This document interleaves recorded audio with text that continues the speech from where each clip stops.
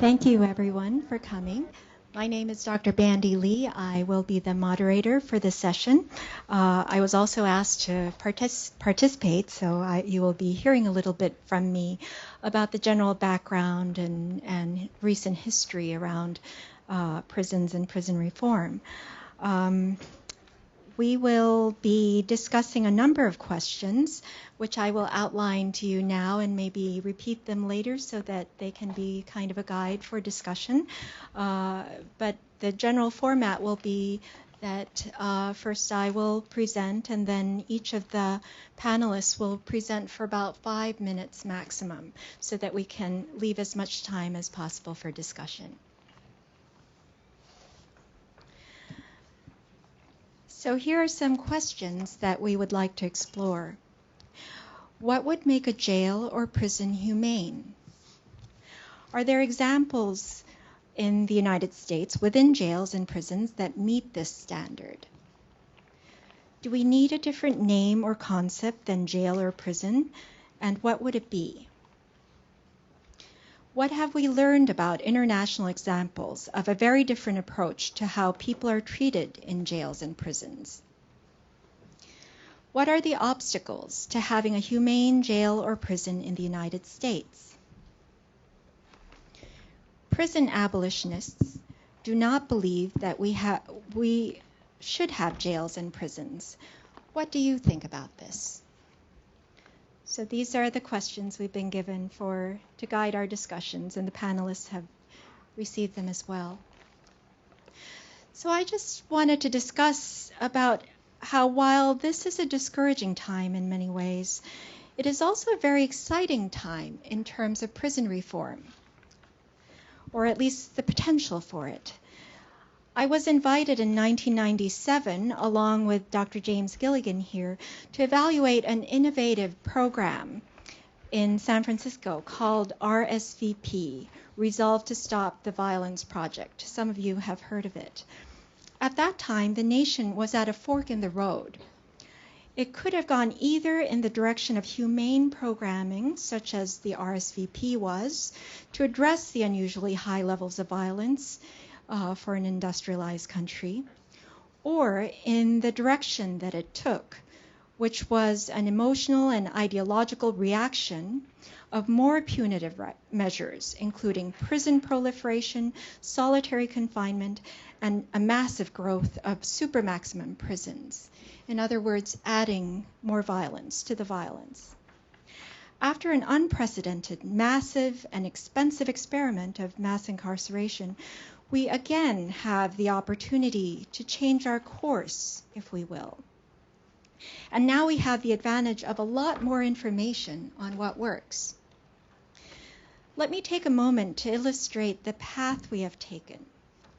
Using sheer force and punishment may seem at cursory glance to decrease the incentive for violence by reducing its rewards.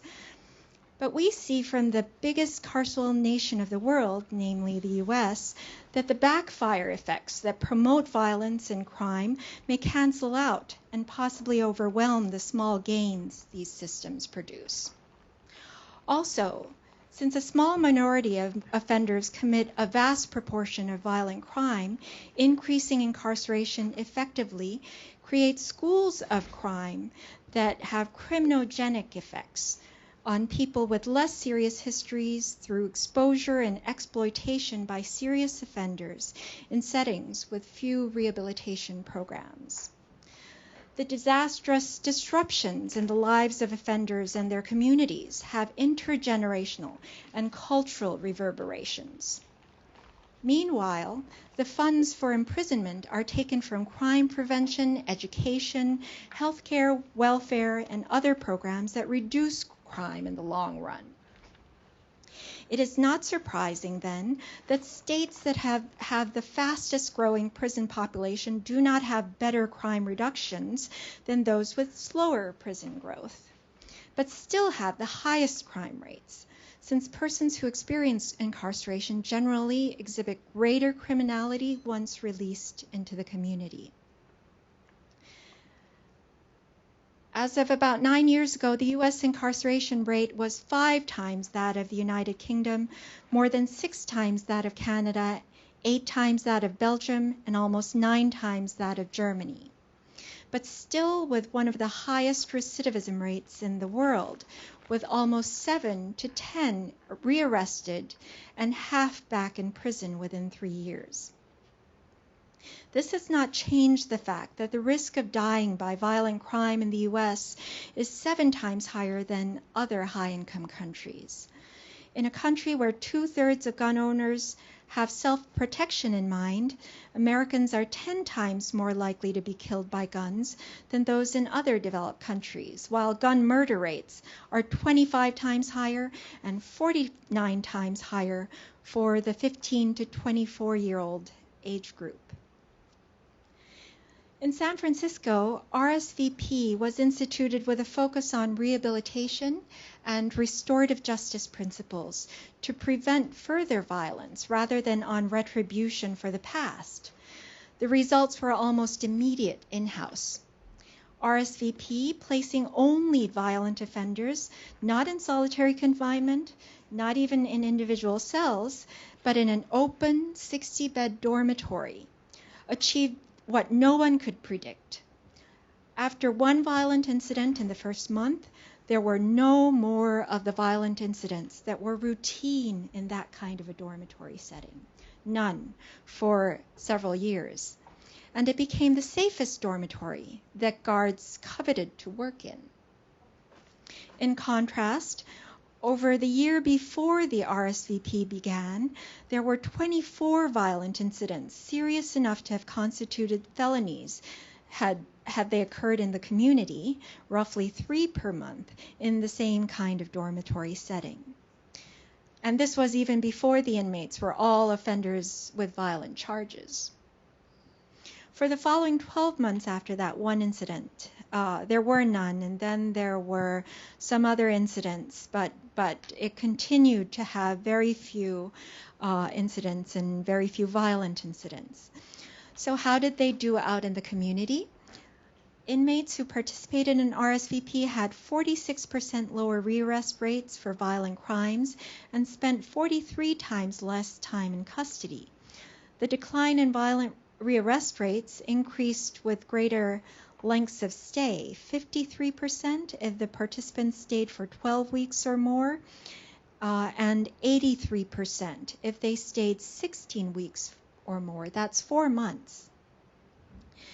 In this way, there was a nice dose therapeutic effect, or the greater the exposure, the better the outcome, in contrast to traditional imprisonment, which is in the opposite direction.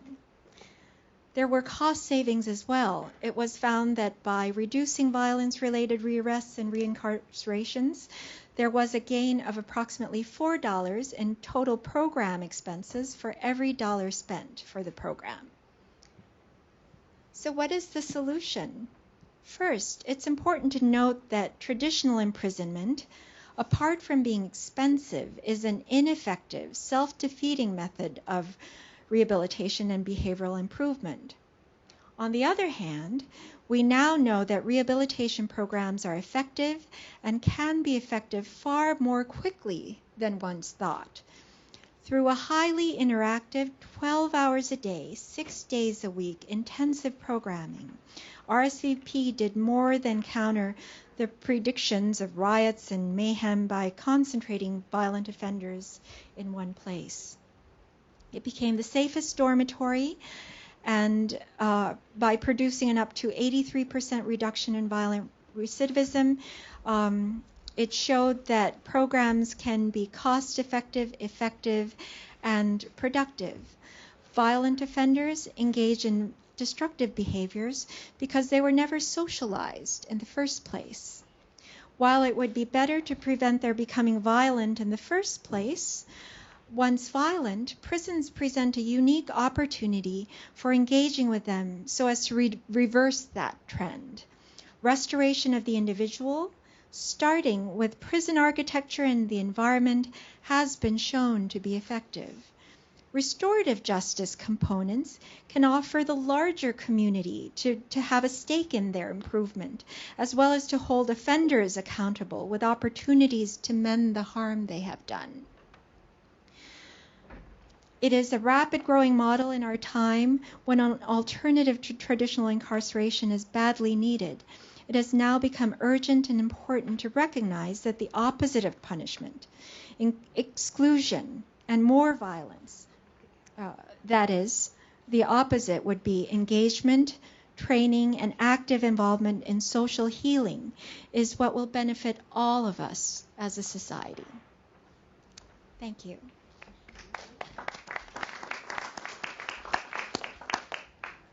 And I guess we will go in order here. Dr. James Gilligan is a long-term colleague of mine. We've been working together for more than 20 years. He is best known for his series of books entitled Violence, where he draws on 25 years of work in the American prison system to describe the motivation and causes behind violent behavior, to address them and to treat them from their source. During his career, Dr. Gilligan has served as director for the Bridgewater State Hospital for the Criminally Insane, Director of Mental Health for the Massachusetts Prison System, and as President of the International Association for Forensic Psychotherapy. He now lectures at the Department of Psychiatry at New York University, as well as NYU Law School and the College of Arts and Sciences. Previously, Dr. Gilligan was a faculty member at Harvard Medical School for over 35 years. In 1977, he became the director of the Harvard Institute of Law and Psychiatry, and he was brought in as the medical director of the Massachusetts Prison Mental Hospital in Bridgewater because of the high suicide and murder rates within the prisons. When he left 10 years later, the rates of both had dropped to nearly zero. So we'd like to welcome him. Well, thank you, Bendy. Thank you. It's really an honor for me to be here. I think this is one of the most encouraging meetings I've been to in a long time. I was at a similar one last year, and I think this is extremely important. Okay, let me be brief. I'll try to keep this to 5 minutes. I've spent actually 25 years before I started writing these books. It's now been 50 years that I have used prisons as the school in which I regarded myself as a student and the inmates as my teachers. I was trying to learn from them what had led them to commit the violence that led them to be incarcerated by some criminal court. Several things I learned were the opposite of what I thought was true when I first started this project. I learned that almost everything I had been taught up to that point was wrong, and I had to rethink everything. The first thing I'd say I learned was I had assumed, I'd taken it for granted, what I think our whole society does, that the best way to stop crime is with punishment.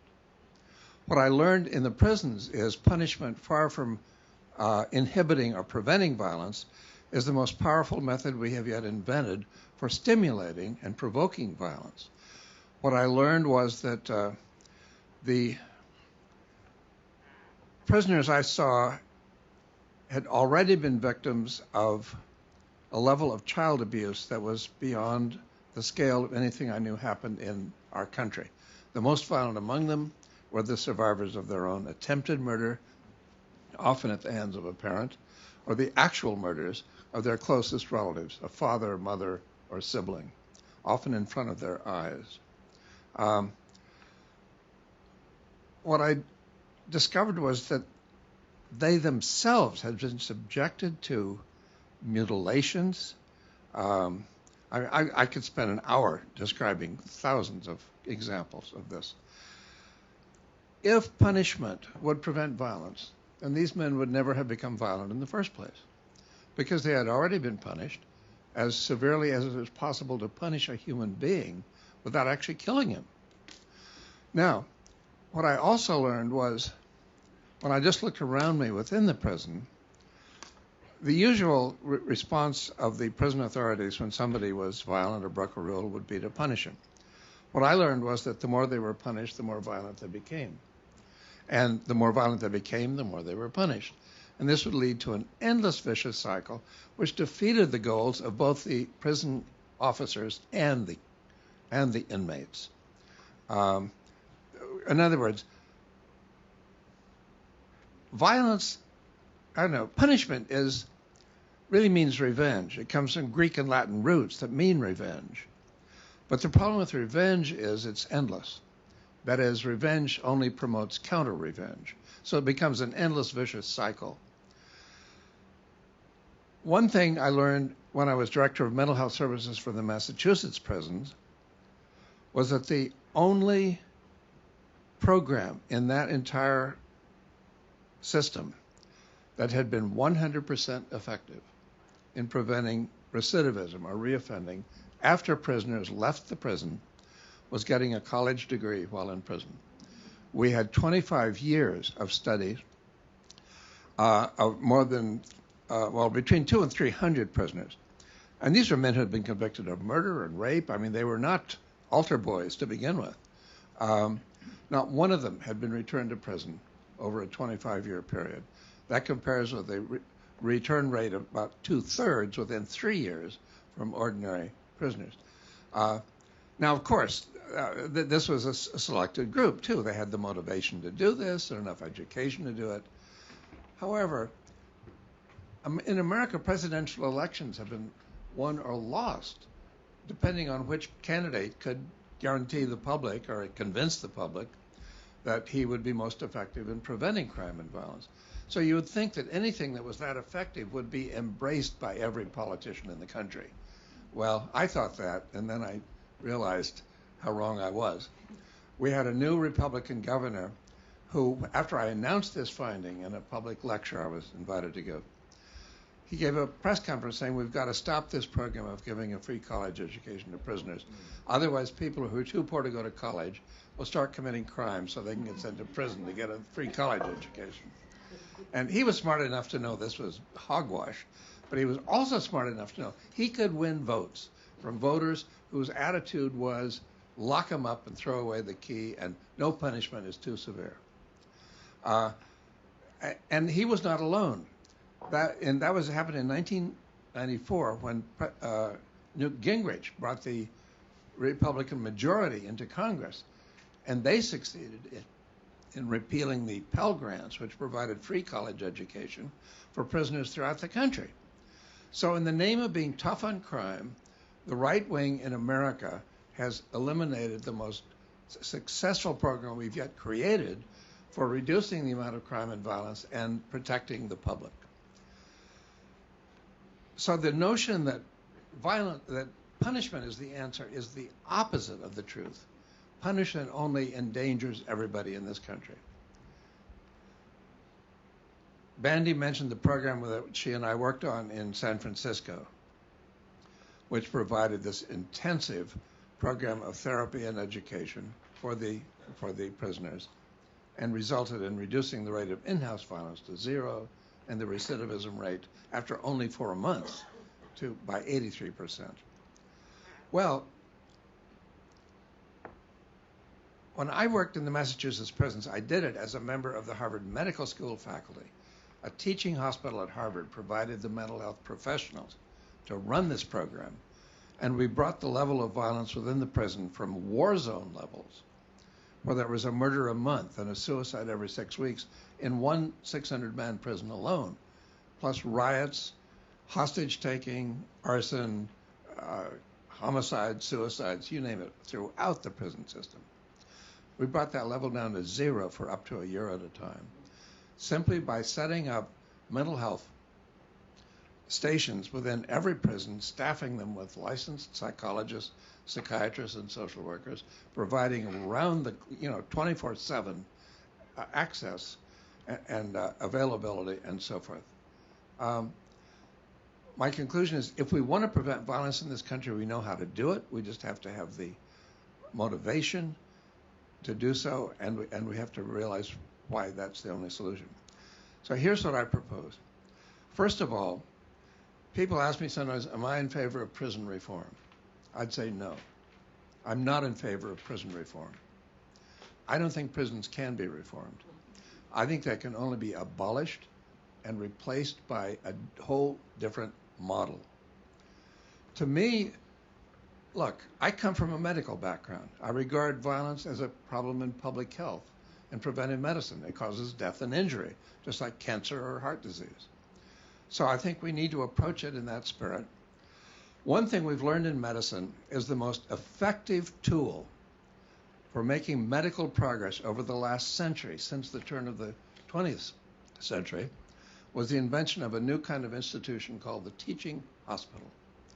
A teaching hospital is a place where sick people are sent for treatment, where health professionals in training are taught how to treat those who are sick, and where research is conducted as to what led to the pathologies that require these people to be in the hospital in the first place.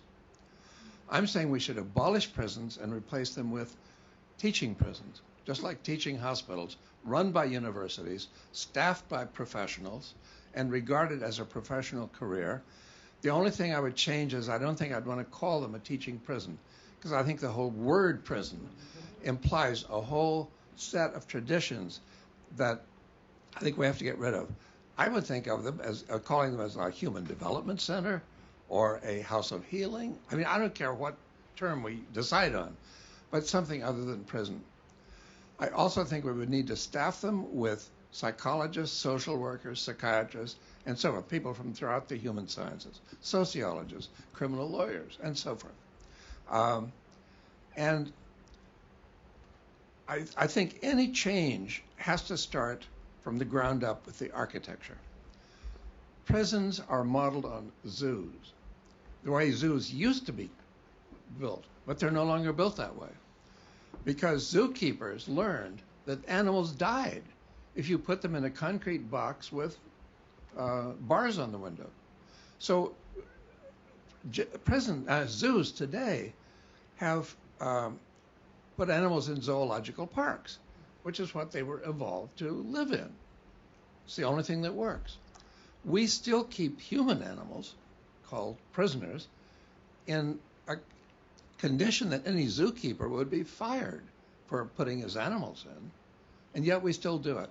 So I'm saying we should demolish the buildings and replace them with, I would say, locked, secure, but really humane, as home-like as possible, residential colleges and therapeutic communities, where the people there could get as much education as they were capable of and had the incentive for, and could get as much treatment as they needed for substance abuse, for mental illness, for medical and dental problems.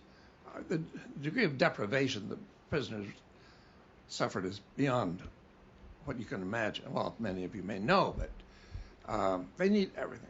Now, one objection to that is, well, wait a second. A lot of people in the community don't have all that. Well, of course, that's part of the problem with our political system.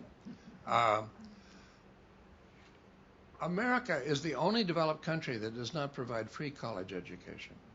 We provide free primary school, and we provide free secondary education, high school, but we do not provide free college. In almost every European country I have visited, if you want to go to college, the state will pay for it. I have many personal friends who have benefited from it. And I don't mean just college. I mean graduate school, medical school, law school, whatever. We have enough money. We're the richest country on earth. We could have universal education so that nobody would have to listen to the governor of Massachusetts, who said the people too poor to go to college would want to go to prison. The other thing about making the prisons as home-like as possible is the only rational purpose of a prison is to enable the people who are in there to reach the point where they can return home and live in a normal, humane way with their fellow human beings. It makes no sense that we would not give them a chance to get as much practice as possible in doing that while they're in prison, living in a home-like environment. On the other hand, what that means is we and the public and the politicians would have to give up our desire for revenge.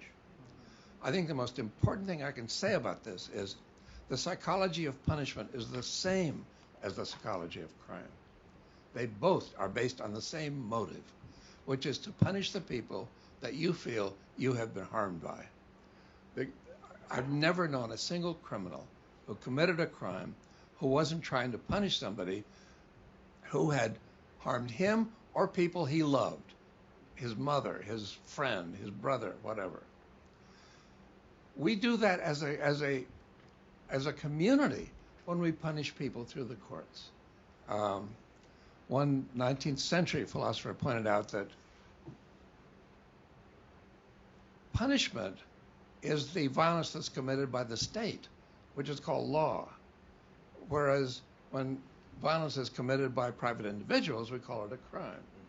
But the fact is they're the same thing. Somebody is just as dead from capital punishment as they are from murder.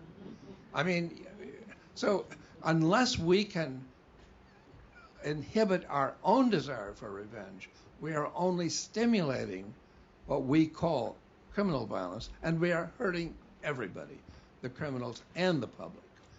Now, the most effective way to turn a nonviolent person into a violent one is to send him to prison. I've seen that happen over and over again. So I think that what I call these locked, secure, residential colleges and therapeutic communities should be used only for people who have committed acts of violence, that is, crimes against the person, really cause injury or death to other human beings, and then for only as long as they continue to be dangerous to other people or threatening. Once they no longer are, it's time to release them. Before the days of modern antibiotic treatment for tuberculosis, that's what we did with people who suffered from tuberculosis. We put them in a sanatorium, not as punishment, but simply to protect the public from contagion. And then when they were there, we provided as much treatment as possible so they'd get well, so they could return to the community without endangering anybody else. The great British philosopher Bertrand Russell said that's exactly the attitude we should take with regard to criminals and prisons, is treat them the same way we used to treat people who had tuberculosis and needed to be separated from the community temporarily until they could get well. As Bandy mentioned, we've learned how to prevent violence. We know what works. The only question is, can we stimulate the political will to do what we know would reduce the amount of violence in our communities and make all of us safer and a more humane society. Thanks.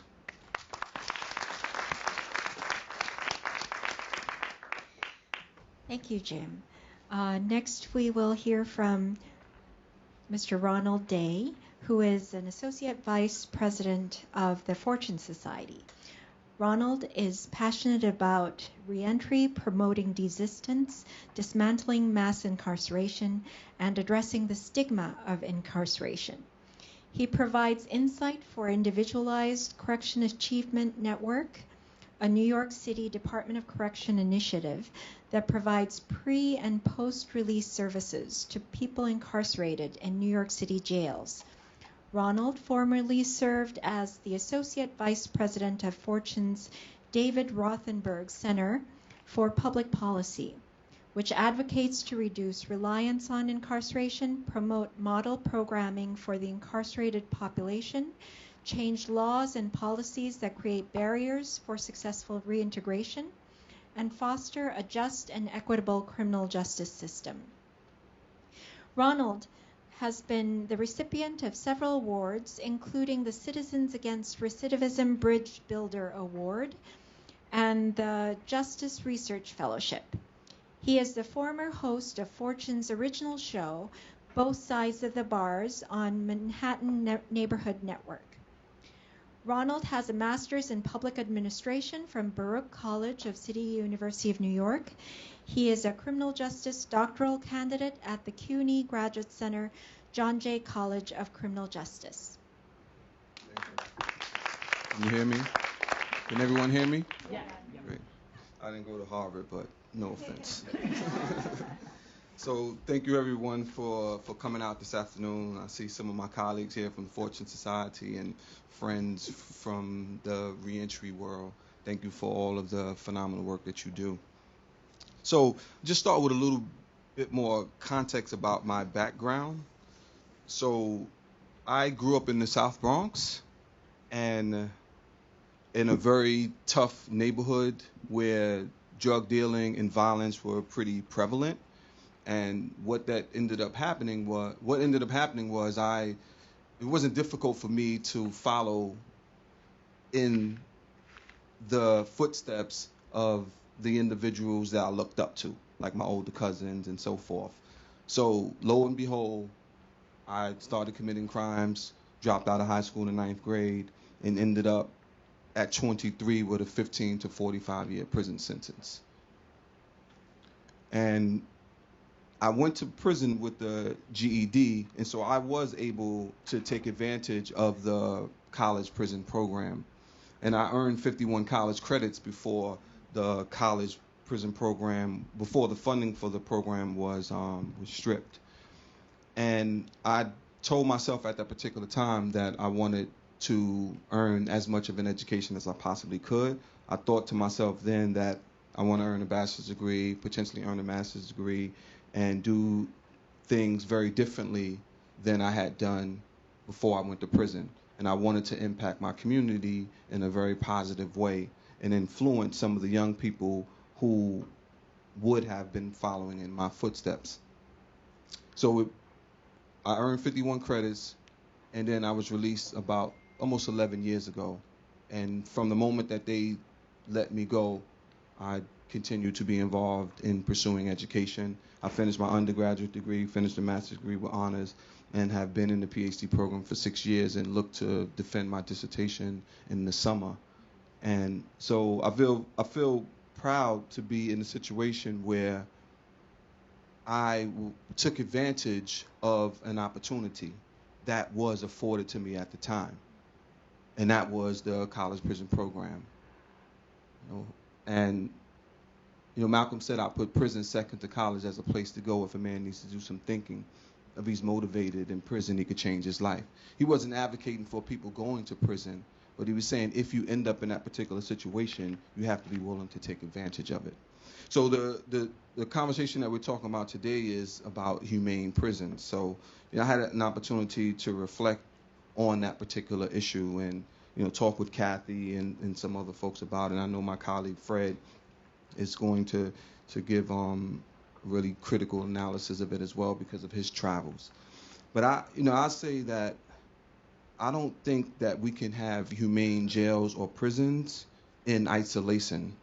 I think that humane institutions are a reflection of the humanity, the dignity, and the equality that is or is not evident in one society.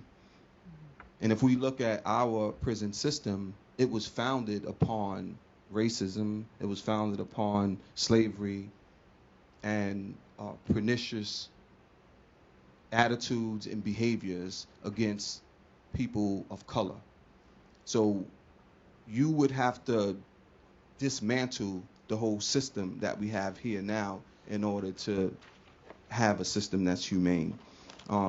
Dostoevsky, I believe that's how you pronounce his name, or Dostoevsky, said once that the degree of civilization and society can be judged by entering its prisons.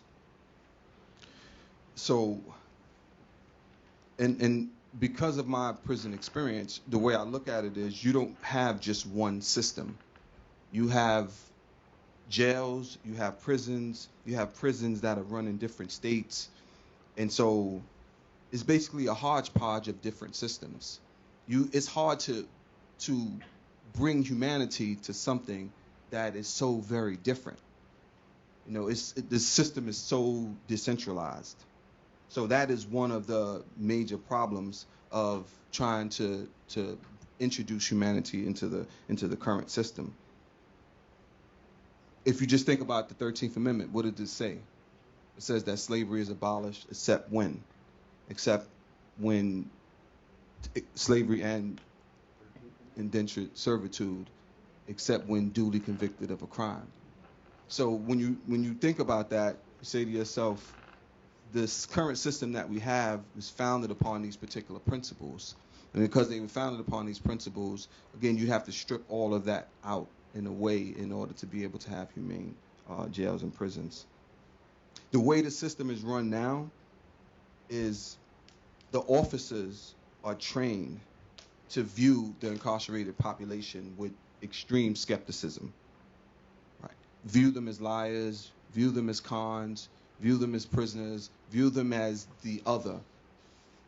And now it's sure you don't necessarily have to be black or brown. You can be white and be incarcerated.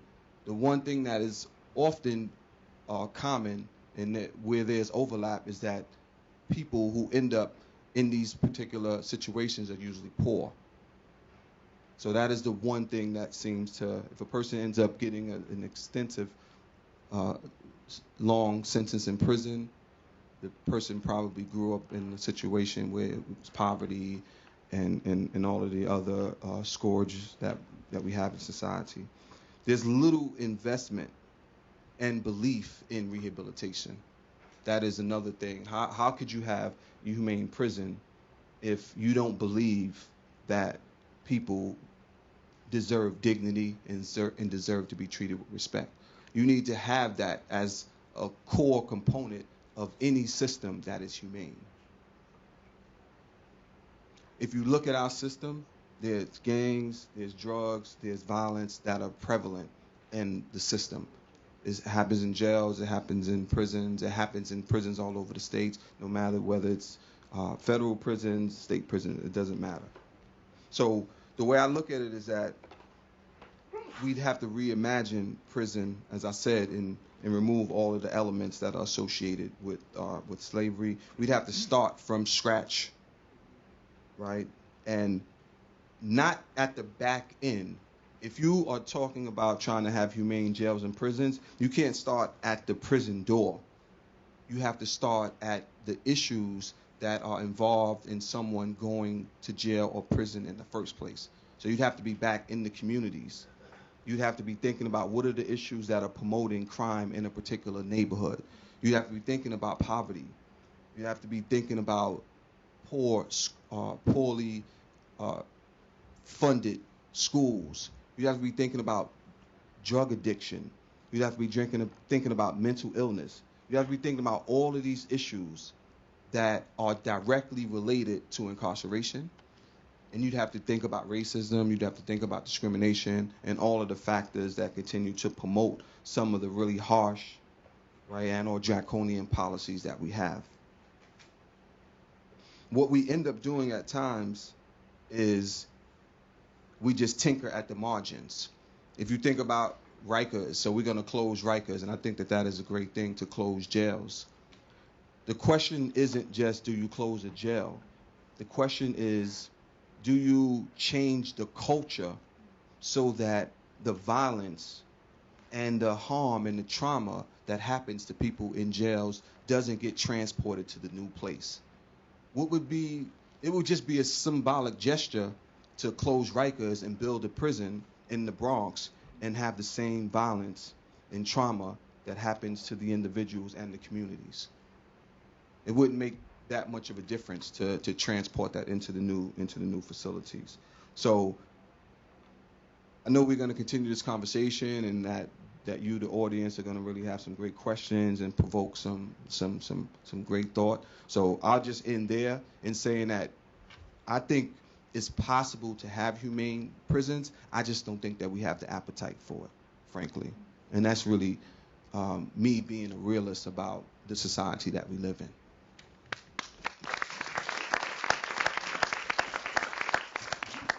And next we'll hear from Fred Patrick.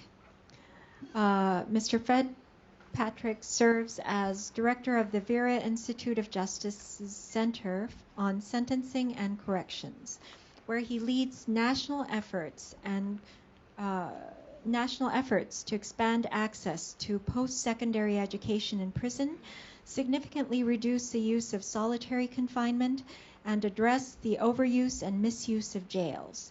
He also spearheads Vera's Reimagining Prison project, an initiative that aims to produce an actionable vision for a significantly smaller correctional system that places human dignity at its philosophical and operational core, and also promotes safety, successful reentry, and transparency.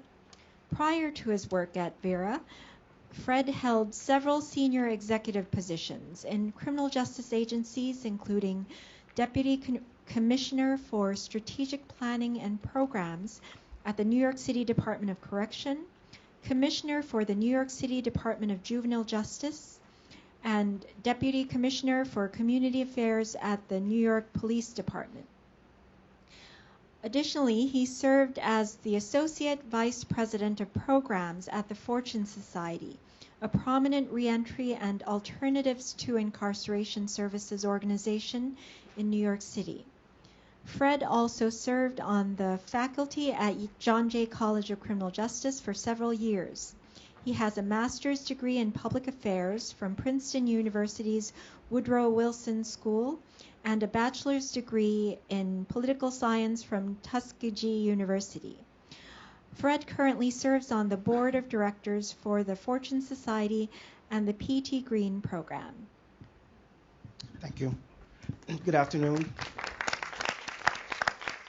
So I want to pick up where Ronald left off. I want to lay out 12 sort of cornerstones or principles, if you will, of a reimagined system. I think often we talk about wanting a humane system or a different system without sort of thinking about what that means, both philosophically and operationally.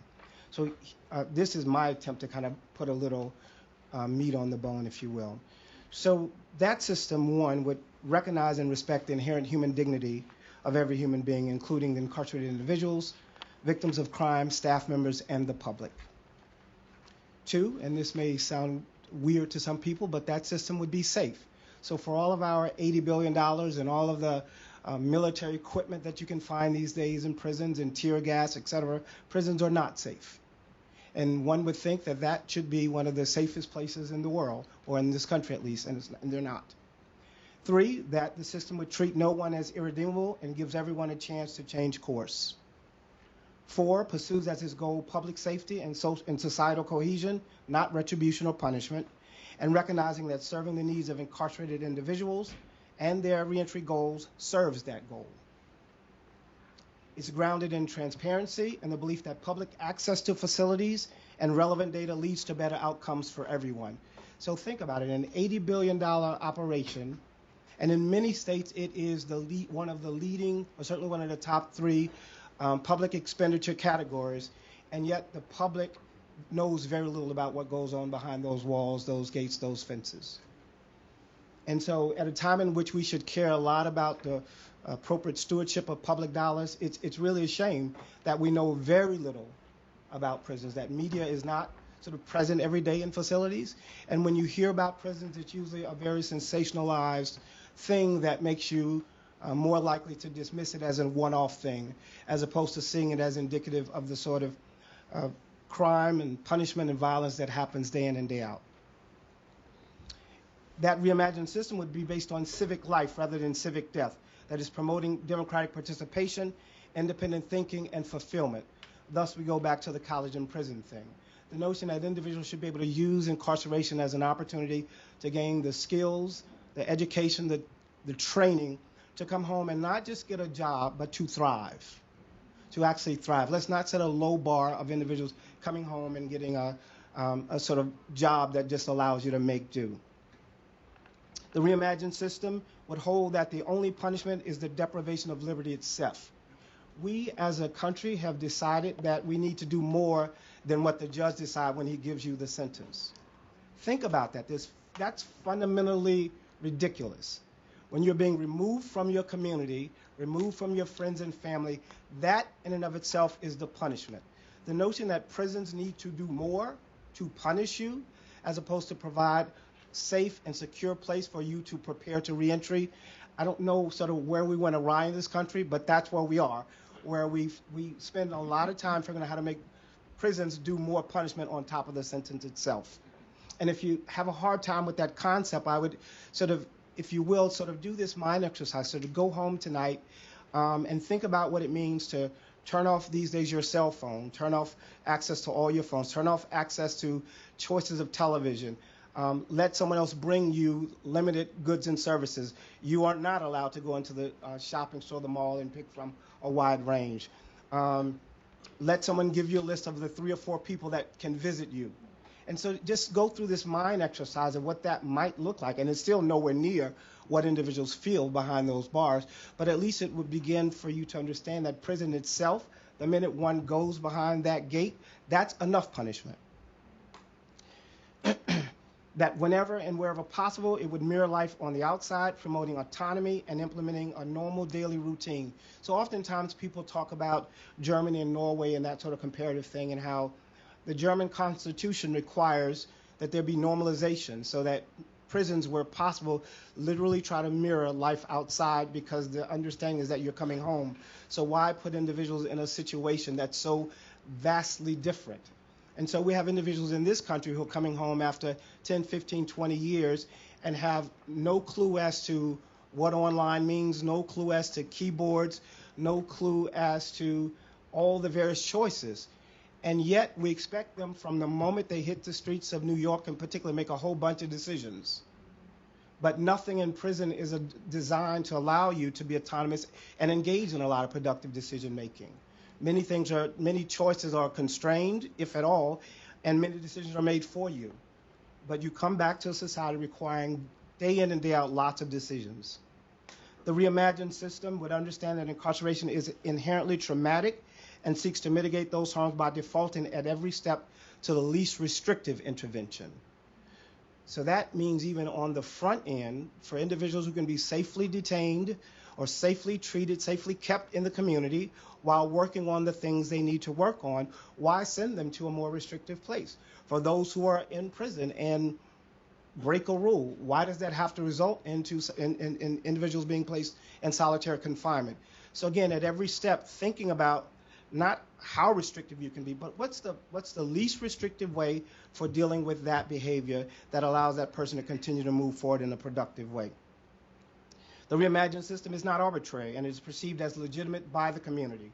It engenders faith among community members that if they encounter that system, they will be treated fairly and consistently with other similarly situated individuals.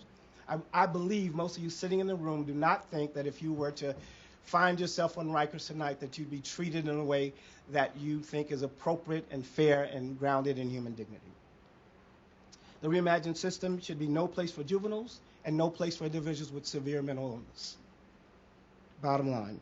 And lastly, the reimagined system does not profit from those it incarcerates and does not waste taxpayer dollars on endeavors that fail to serve the common goal. So I wanted to sort of lay those out as just sort of guiding principles as we think the rest of this afternoon about what it means to have humane systems, including the real question of can we have humane facilities, humane systems, because as Ronald said, it's not one system. You have the Federal Bureau of Prisons and federal systems. You have 50 different state systems. You have tribal institutions for Native Americans. You have juvenile justice system, and you have jails, which are separate from prisons. So it's not really this one system. It's really multiple systems, different actors. And I wanted to just lay out some sort of guiding principles for how, even if we were to think about what it may mean to have humane systems, what does that look like concretely?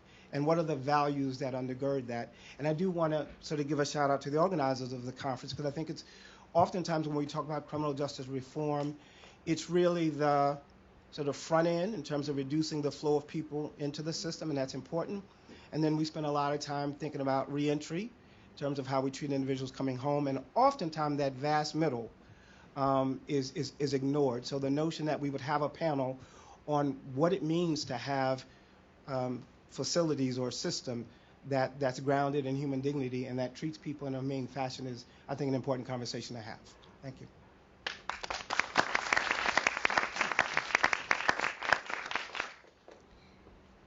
Thank you for all your thoughtful reflections. I thought I might repeat the questions so that it can help you to formulate your own thoughts and questions that you'd like to share. What would make a jail or prison humane? Are there examples? in the United States within jails and prisons that meet this standard? Do we need a different name or concept than jail or prison? And what would it be? What have we learned about international examples of a very different approach to how people are treated in jails and prisons?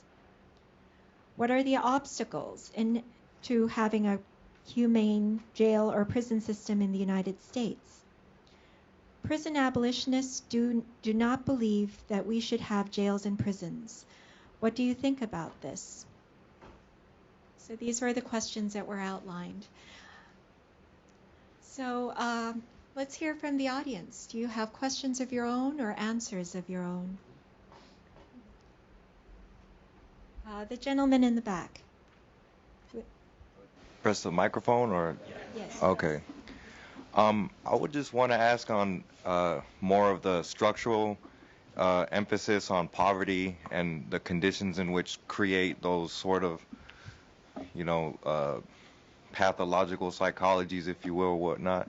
Like, how do you get the freedom back from not being poor? Like, you're born in, some people didn't create poverty, homelessness, unemployment, and yet you're expected to like rise above all of that when you're brought up in these neighborhoods where there's a liquor store and there's all these things that you need to self-destruct. Like, how do you really get to that from focusing on just renaming the concept of prison or trying to relook at punishment? And I liked how Dr. Gilligan was talking about how it's this cycle of revenge when you look at punishment and the purpose of prison. So I don't think there is such a thing as can we have a humane prison, because prison, whatever you want to call it, is inherently not a humane thing. And I'm more interested in the structural, how do you approach the structural problems? Would someone like to answer that? I would just say, to quote my friend at the left here, you're absolutely right. We need to think of prisons not in isolation from our whole society, but simply as a microcosm of it. As you quoted from Dostoevsky, you can look at the you might say the spiritual and moral place of a society by looking at its prisons. Now, I just want to mention one thing quickly.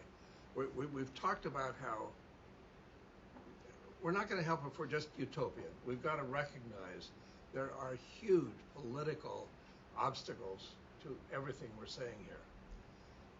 Let me just mention one thing that just is an empirical finding that I think that was relevant. You're asking, what would we need to do if we were going to bring out the kinds of changes we've mentioned here? I worked on a project, and Bandy's worked on it with me. We've co-authored some things on this. What I discovered some years ago, after years of studying the rates of lethal violence in America, meaning both homicide and suicide, that they went up and down throughout the 20th century, since we first started measuring those rates of violence, starting in 1900, when we first did it every year. What finally struck me, after not being able to make sense of this, was all of a sudden it hit me like a thunderbolt that these ups and downs corresponded directly to the presidential election cycle. What I discovered was that these rates went up only after Republicans were elected to the White House, and they came down only after Democrats were elected to the White House. I've published a book on this, Bandy and I published a paper on it. It's not our data. It's the government's own data. We're just pointing out what it shows us.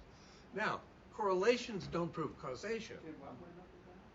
Suicide and homicide rates, and they parallel each other. They went up and down together, suggesting that whatever caused an increase in one might have been causing an increase in the other. Now, so what could be causing this? I thought at first, this is crazy.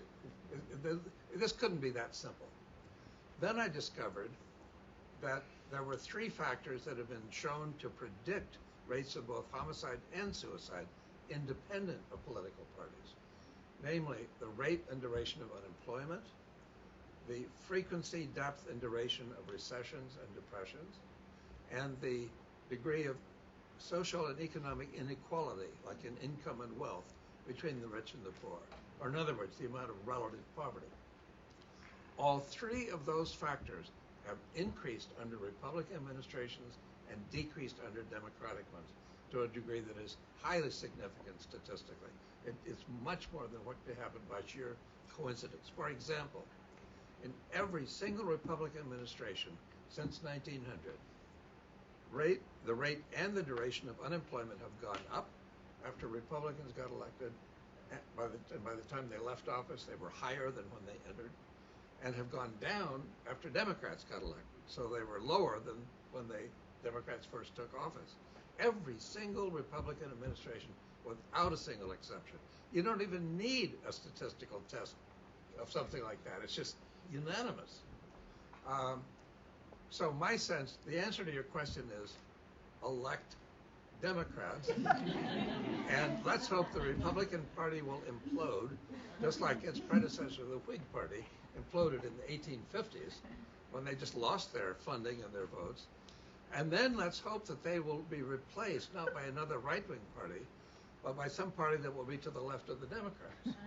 And if we could achieve that, I think we could begin to do what we're... But I want to say what we're talking about is not utopian. Look, I was born during the first year of Roosevelt's administration in the 1930s. There were so many things that were unthinkable then that have happened during my lifetime. Lynching was an everyday event. Segregation, there was no question about. African Americans were just totally treated in a way that would, has been unthinkable by today. When I got married, my wife couldn't get a credit card in her own name because only the man of the house could get it. Yeah, I mean, it was just crazy. Think of gay marriage. Look, when I was a grown man, to be gay and have nonviolent, consensual sexual relations with somebody of your own age, within the privacy of your own home, was a crime for which you could be, and many persons were, sent to prison. People committed suicide because of their fear that they would be outed. Now we have gay marriage. I mean, I could go on and on. The first African-American president in our history. We actually elected the first woman president in our history. Unfortunately, we had this electoral college system which was created in order to defend slavery.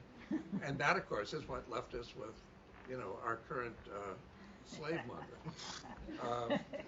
So what I'm saying is, what seemed to be utopian when I was born, I'm only in one lifetime,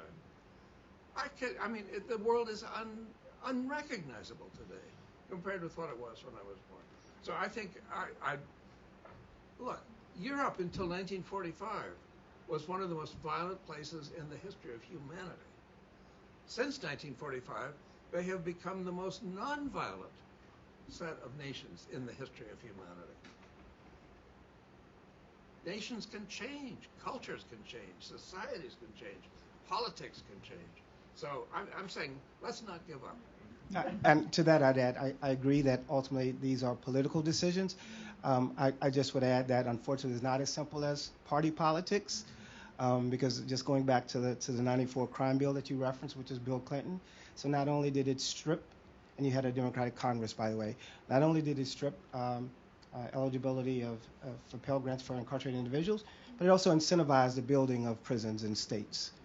And so sometimes it's not, and I grew up in Louisiana where we used to say we'd rather a Northeast Republican over a Southern Democrat any day. Of course, now there are very few Southern Democrats. So it's not as simple as party politics. I just wanted to add that. I totally agree, but I'll come back to that. There was a question earlier, yes. I just wanted to say two things really quickly. I really like your reimagine your 12 steps. The one thing that I would like to see also is location be a factor in where people will be housed, because in California you can be from the Bay Area and your loved one could be incarcerated literally 20 miles from the Mexican border. And so that also impacts the ability to maintain family relationships. The other thing is, ironically, I'm from San Francisco and I supervise the RSVP program that you all saw a few years ago. Yeah, and so I find it very interesting that the programs that we're doing in California in jails and in prisons are not available in the community. And we've seen that these programs are working. And so looking at programs that are working in incarcerated settings and be able to provide those same programs for free in the community where people are able to heal from their own trauma. What we found is when people are able to see, identify, and heal from their own trauma, they are less likely to traumatize other people, and they also, we've seen it in the programs in the prisons, have a greater accountability for the harm that they cause others. So that's one thing that I would like to see also. That's an excellent point. Thank you. I would ask whoever's in the audience to speak into the mic because we are live streaming. We want everybody to hear wonderful comments and questions. Thank you for the awesome panel. I wanted to ask Dr. Gilligan a question. I like your idea about hiring professionals, but would you hire formerly incarcerated professionals? Absolutely. In fact, we did that in the San Francisco program. We had intensive group psychotherapy programs, and the prisoners who had graduated from those said they had learned so much that they hadn't even known about themselves before, that they wanted to teach the new prisoners coming into the jail what they themselves had learned. So they would meet them at the door and start telling them that, they don't have to be ready to kill somebody if he looks at them cross-eyed. That we don't treat each other that way. And then they wanted to lead these groups themselves. So we said, great.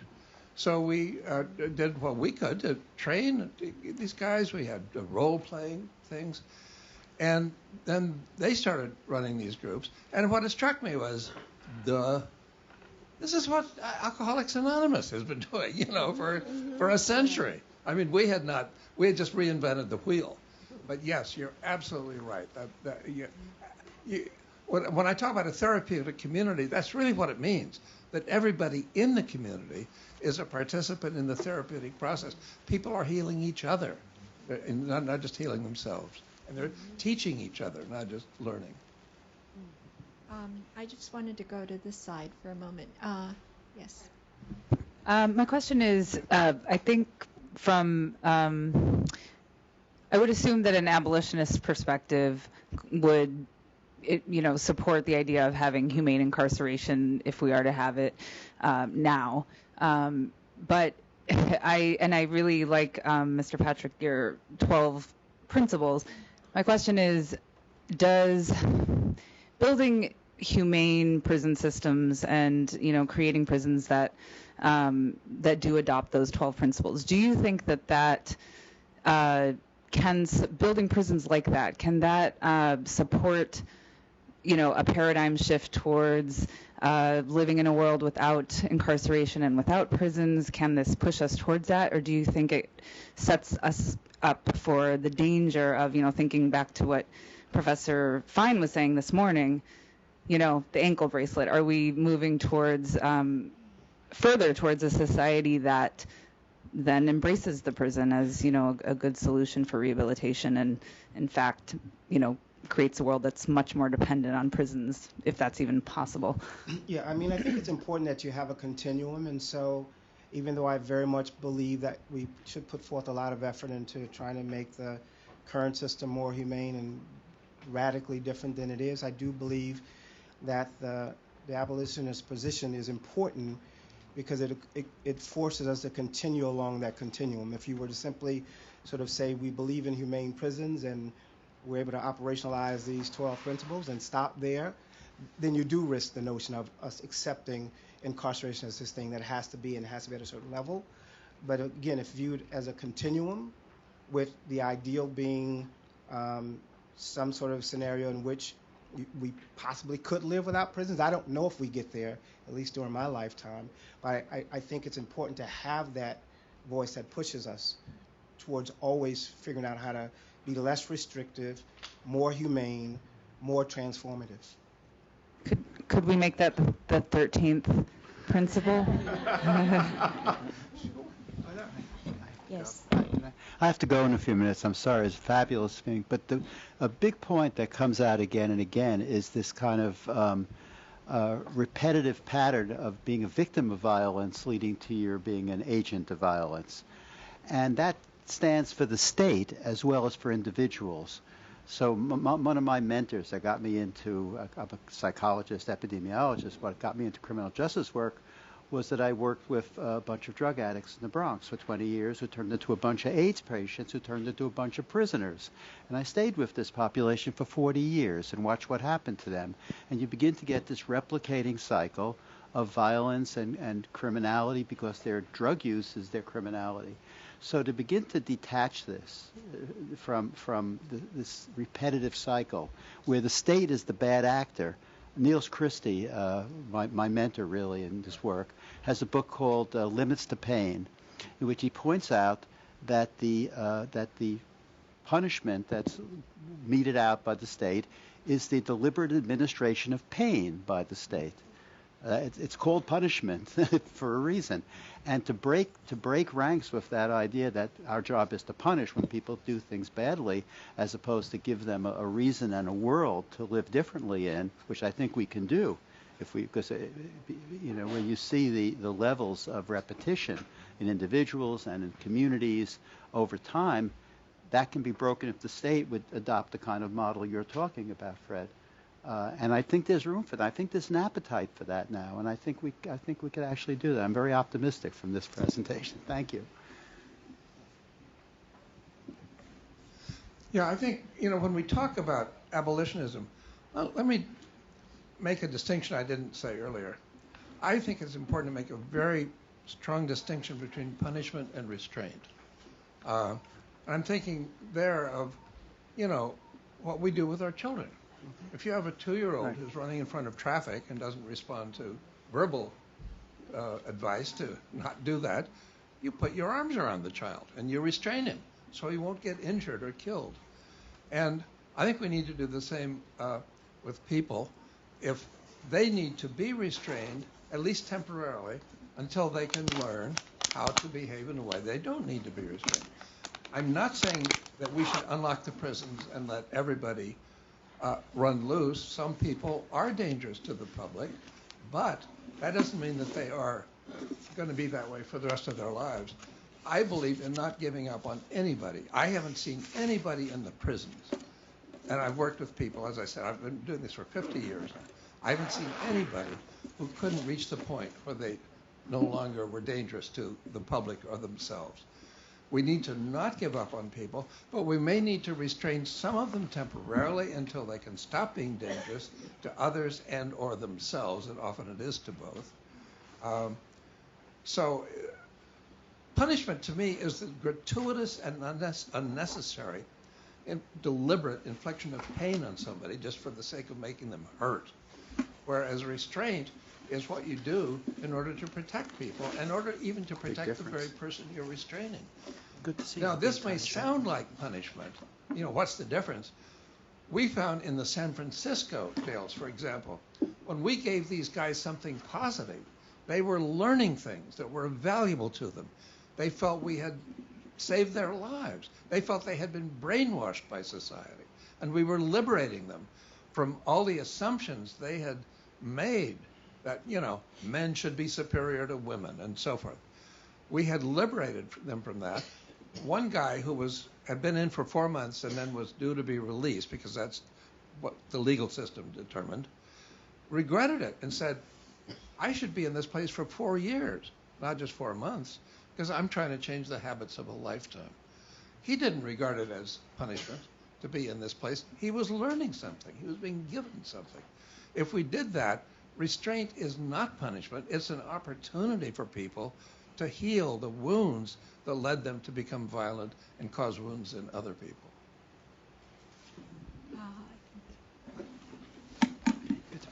Hello. Hi, my name is Toar, and I'm coming from the architecture practice. And I think that designers need to be a little bit more involved in the conversation here in order to learn how to create more constructive spaces instead of destructive spaces. And my questions to you, you talked a little bit about typology. I was just wondering if you have a little bit more to say about location. I mean, these kind of spaces can be in the communities where the hurt was done and to help to create the healing, but they could also be in spaces away so that someone can see themselves a little bit differently, kind of like a retreat idea. The scale and the relationship with the community. Should I? Sure. Okay, let me respond since I brought up architecture. Sorry, I'll respond since I brought up architecture. Yes, I do think it makes sense to have the kinds of places that I'm talking about be smaller than most prisons are, and in the communities from which people lived, where their families were. What we'd have to overcome is the NIMBY syndrome, the not in my backyard. I've worked, for example, I've spent much of my life before coming to New York and Boston, and one of the suburbs, we were trying to get a residential kind of halfway house set up for teenagers whose relations with their parents had broken down so badly that it didn't seem to be safe to have them living in the same house anymore. I mean, they were fighting with each other. And so we thought we would hire house parents who would take care of these kids, and they could stay in the community, go to high school, but really have a place of their own to live. And we had community meetings, and a lot of people in the neighborhood said, well, we don't want these kids to be living in our neighborhood. And I had to point out, these kids already were in your neighborhood. That's where they were from. And, you know, it's like, I'd say the same thing about citing a jail or prison. Now, sometimes people do need to get away from the neighborhood they grew up in if they're going to be able to outgrow, the patterns that led them into the prison. But I don't see any reason that if we place the prisons where they started out, they couldn't. That could still be a launching pad for them to go, you know, wherever they did one after that. But at least their families could visit them. And again, I want to emphasize, I think, look, our prison system now, the rate of incarceration in America is 7 to 8 times higher. Not 7%, 7 times, 800% higher than it was until the mid-1970s. Our incarceration rate was roughly flat from 1900 to 1975. The rate of violent crime went up and down. Prison thing was totally independent of the rate of violent crime. Starting in the mid-1970s, when President Nixon declared his war on crime and war on drugs, which was code language for a war on blacks and the poor, we started mass incarceration. So we have more people in prison, a higher incarceration rate than any other country on earth, including so-called police states. We could reduce our prison population now at least 80 or 90%. I think people who have drug addiction shouldn't be put in prison. That should be treated as a medical problem and given substance abuse. People who commit property crimes should be required to return the property to the people they stole it from. The only people we need to lock up are people who are actually dangerous to other people, and that's the violent population. And even then, it's only until they can learn to stop being violent. And so we don't, when I talk about creating humane, home-like alternatives to prisons, schools and universities and therapeutic communities, I'm talking about a much, much smaller outlay of personnel and funding than we now give to our bloated and counterproductive prison system. I just wanted to add that there's actually quite considerable neuroscientific information now available that shows the influence of architecture biophilic elements, artistic elements, and how that can change a person's state of mind and also their state of health. So it's a very productive field. We're running out of time, so perhaps we could take a couple more questions. Yes. Sorry. A couple of comments and then a question. On times of Fred and your 12 points, I very much agree with them. I don't know, I might have misinterpreted one or missed this, but I think a critical element is what Dr. Gilligan has often talked about, of the decision to be released should be as soon as possible based on the current safety of the individual, not on some predetermined sentencing. I think that was an important element. Another one I would add that I think has been discussed is this, and some people hate this word of empowerment, but my whole notion, if you were going to separate people, you have to give them the skills that they need, and you've been talking about that, but that really is to give them that internal strength that they need to be other directed, and that's why I do prison work and have done it for 30 some odd years, and my notion is giving people this sense of other and that they can be responsible citizens. That is the best way for them to rehabilitate themselves and get out there. So I would have that as an element.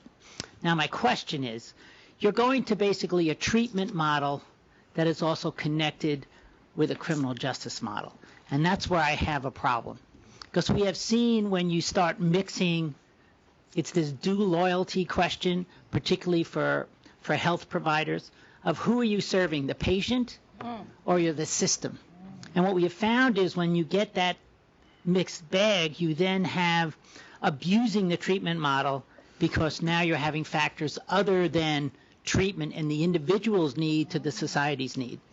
And therefore you even have stuff, just as an example, civil commitment for people that are not competent to stand trial. They will do more time in a civil facility than they would if they were actually convicted of that crime. Would you comment on this mixing the treatment model and the criminal justice model, how that puts a dilemma on those that are providing treatment?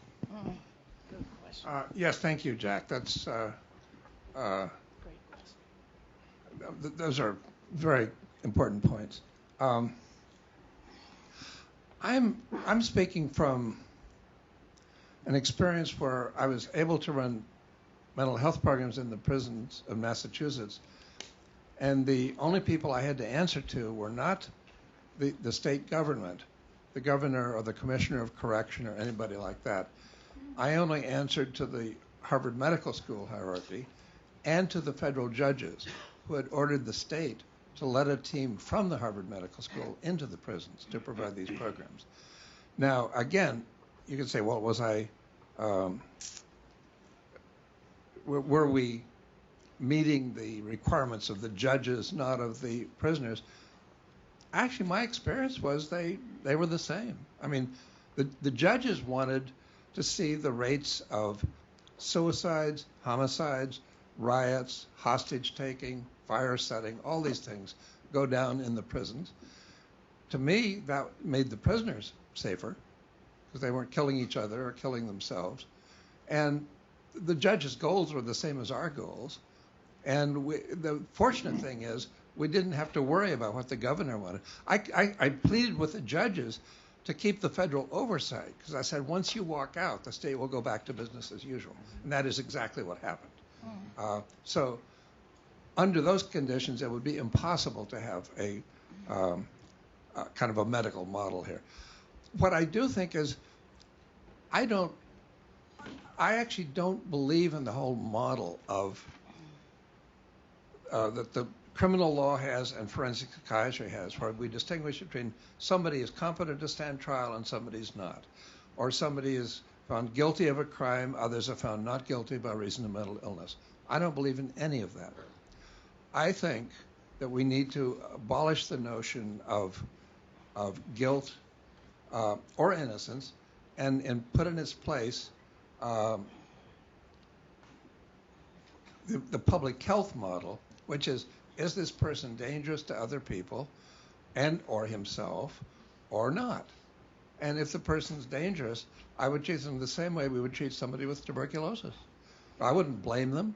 I wouldn't punish them. I'd try to treat them. I'd try to get them in as humane, a setting as possible and provide treatment. Then once they were ready to go, once they were cured and they weren't dangerous to the community, they weren't contagious, then of course we would discharge them. Now, the one thing I will say is, I think you're right about one thing. There is no such thing as a system that cannot be abused. I mean, there's no such thing as an idea that cannot be distorted. I mean, there you're absolutely right. All I can say is, what's that old saying? The price of liberty is eternal vigilance. I mean, I think we just have to remain vigilant. And when if we see things happening like what you were saying, then I think we have to speak up. I mean, we're in a democracy. We have freedom of speech. And I think we just have to use our common sense to make sure that things don't happen the way you're saying.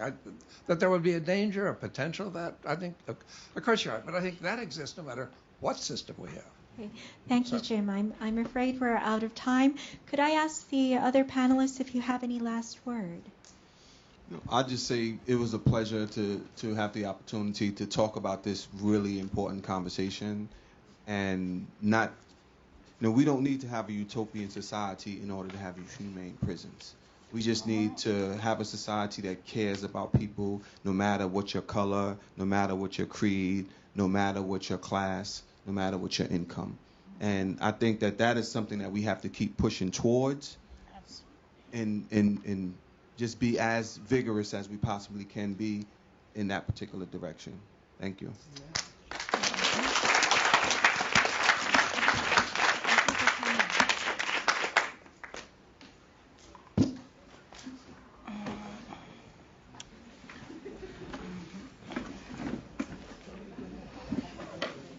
Okay, I guess that's it.